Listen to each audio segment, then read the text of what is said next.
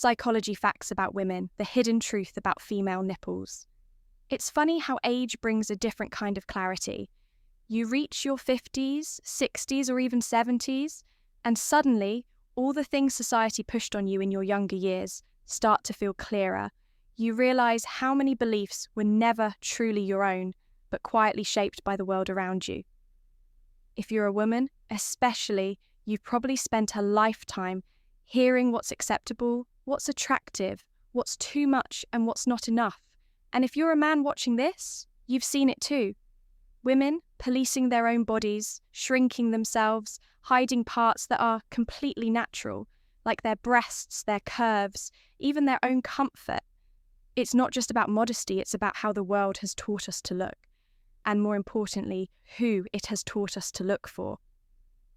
That's what we're diving into today, the hidden influence of the male gaze and how it's shaped how women see themselves, especially when it comes to their own chest, their body image, and even something as personal as how they feel about their nipples.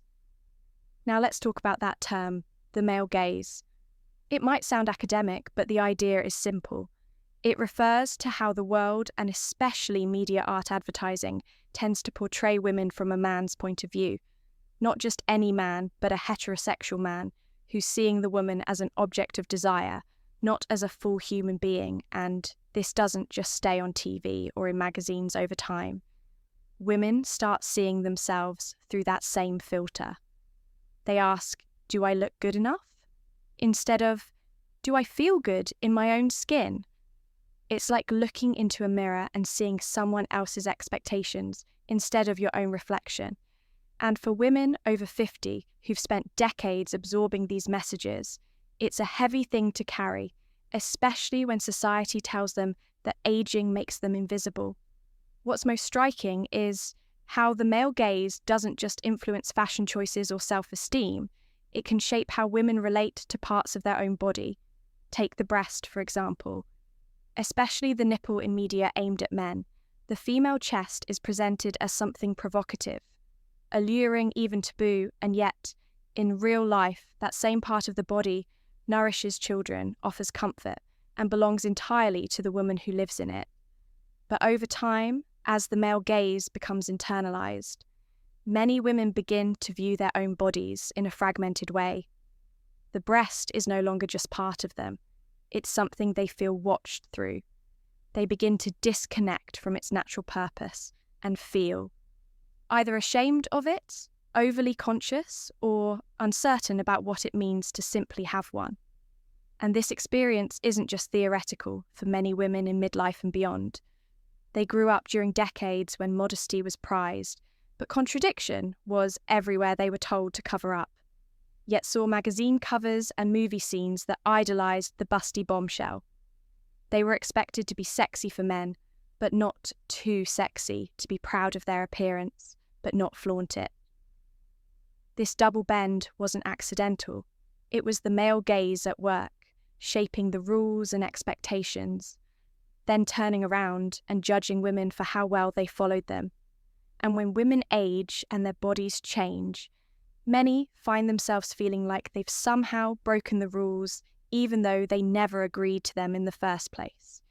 Now let's bring this down to something more intimate. How a woman relates to her own nipples. It might seem like a small detail, but it's deeply symbolic. For a man, going shirtless is no big deal. He can take his shirt off at the beach, mow the lawn, or show up in an ad with his chest out, and nobody bats an eye for women. It's entirely different. Even a hint of the nipple can be labelled inappropriate. Social media will flag it, TV will blur it, and people will talk. But ask yourself why biologically there's not much difference. The real distinction lies in how society, shaped by the male gaze, has decided what's acceptable and what's not.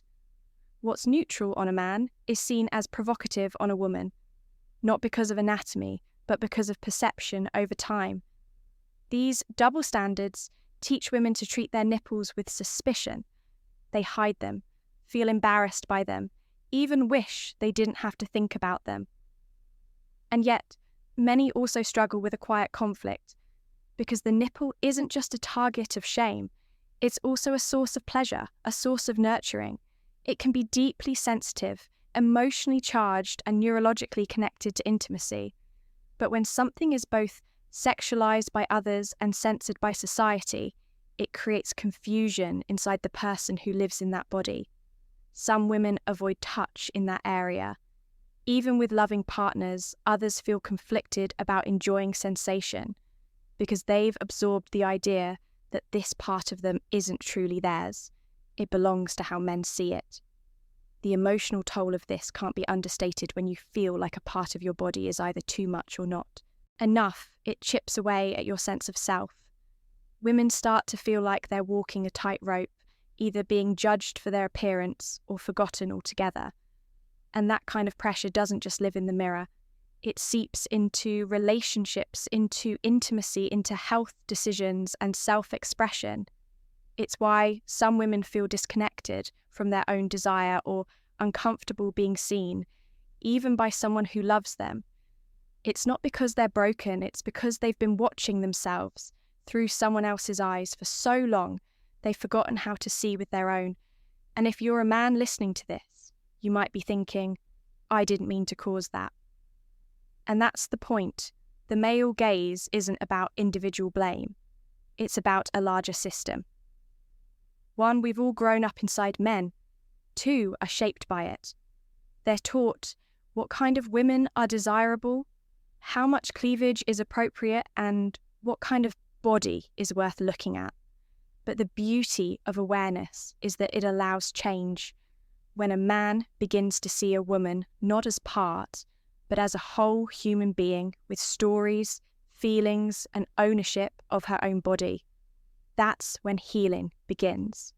That's when a woman can finally feel safe enough to be seen on her own terms. It's also important to say this for women over 50. It's never too late to reconnect with your body, to stop apologizing for its shape, its softness, its changes, to understand that your chest, your breasts, and yes, your nipples are not shameful. They're not outdated. They're yours. And if they bring you comfort, if they bring you pleasure, if they still respond to touch and love and life, that's something to celebrate, not hide. Your body has been through so much. It has carried you, nurtured others, it has changed and aged, and still it's yours. Every inch of it. This is why movements like body neutrality and body reclamation are so important. They're not about flaunting or hiding. They're about ownership, about saying, I get to decide what this part of my body means. Not the media, not society, not even the male gaze. And once a woman takes back that power, something beautiful happens. She stops performing, she stops second-guessing, and she starts living freely and unapologetically. So the next time you catch yourself being critical of your body or admiring someone else's pause, and ask, whose gaze am I seeing through? Am I looking with kindness or comparison? Am I seeing a woman or an expectation? That one small question can change the whole way we relate to ourselves and each other. At the end of the day, the role of the male gaze is powerful, but it doesn't have to be permanent. Awareness is the first step. Conversation is the second. And giving women the space to be fully seen, not as objects, but as whole human beings. That's how we start healing the damage. It's how we make room for a different kind of connection. One rooted in empathy, not judgment, in truth, not illusion, and in love, not control. If you found value in this conversation, I want to invite you to be part of this growing community here. We talk about real things, female psychology, aging, sensuality, human behavior, all through a lens that respects your intelligence and your life experience. So go ahead and subscribe, not just to support the channel, but to support yourself. This is a place for thoughtful reflection, honest insight, and a little more truth in a world full of noise. Withdrawing guest of honor, we're just getting started, and I'd love to have you along for the journey.